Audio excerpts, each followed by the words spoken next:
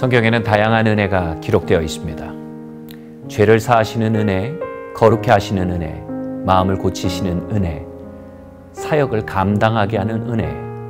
그런데 고린도후서 8장 9절은 우리에게 아주 특별한 은혜에 대해 증거하고 있습니다. 우리 주 예수 그리스도의 은혜를 너희가 알거니와 부요하신 이로써 너희를 위하여 가난하게 되심은 그의 가난함으로 말미암아 너희를 부요하게 하려 하심이라.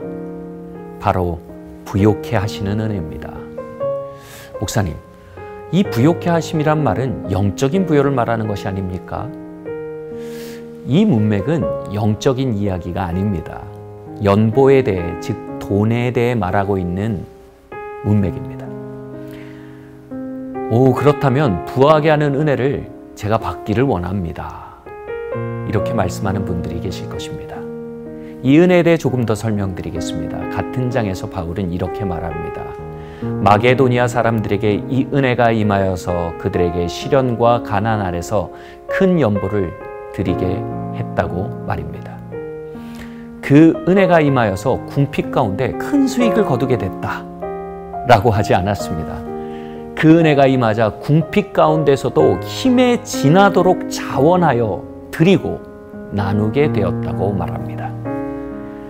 부하게 하는 은혜가 우리에게 임하면 그것은 어려움 가운데 도리어 나누고 드리게 만드는 힘을 줍니다.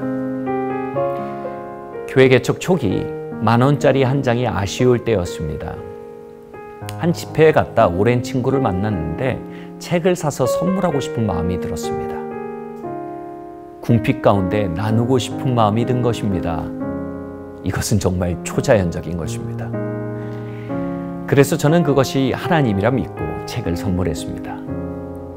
그리고 몇 시간이 지나지 않아 한 단체에서 책을 배부해 주었는데 제가 오랫동안 읽고 싶던 책이었습니다. 신기했습니다. 주라 그리하면 받을 것이요 라고 하시더니 주님께서 제가 필요한 책을 돌려주신 것입니다. 그런데 그 책을 옆에서 보던 성도님이 그러시는 겁니다. 이 책을 저도 받고 싶었는데 놓쳤는데요. 제 마음엔 다시 그 책을 나누어야 한다는 마음이 들었습니다.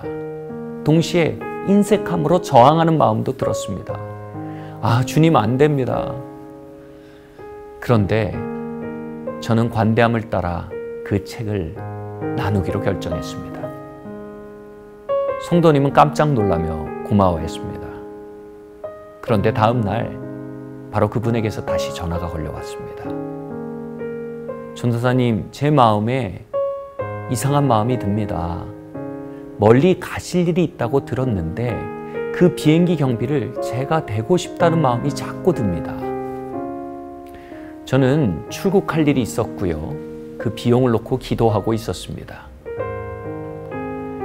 하나님이 저의 비행기 값을 채우는 은혜가 이렇게 시작되게 하신 겁니다. 바로 궁핍한 중에도 나누게 하시는 일이었던 것입니다. 인색함을 깨뜨리고 관대함을 취하는 일에서 그 은혜가 시작된 것입니다.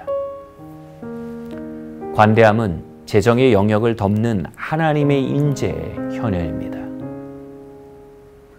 하나님의 임재가 우리의 재정 가운데 흘러들어올 때 그곳에 관대한 마음이 시작됩니다.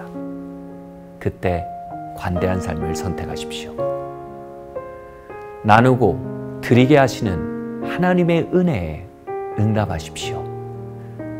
이것이 마게도니아 사람에게 임한 은혜요, 부요케 하시는 은혜의 시작입니다. 빈함과 부함 사이를 오가는데 골몰하는 것이 세상입니다. 그러나 우리는 그 너머에 인색함과 관대함 사이의 전쟁에 대해 눈을 떠야 합니다. 그것은 재정을 놓고 벌이는 천국과 지옥의 전쟁입니다. 하나님이 능히 모든 은혜를 너에게 넘치게 하시나니 이는 너희로 모든 일에 항상 모든 것이 넉넉하여 모든 착한 일에 넘치게 하려 하심이니라. 이 약속이 우리 모든 삶을 덮기를 기도합니다. 오늘 관대함을 선택합시다. 오늘 드립시다. 오늘 나눕시다. 어려움 속에 도리어 인색함의 영을 깨뜨립시다. 그것이 다가오는 은혜의 시대, 부욕해 하시는 은혜의 시대의 시작점이 될 것입니다.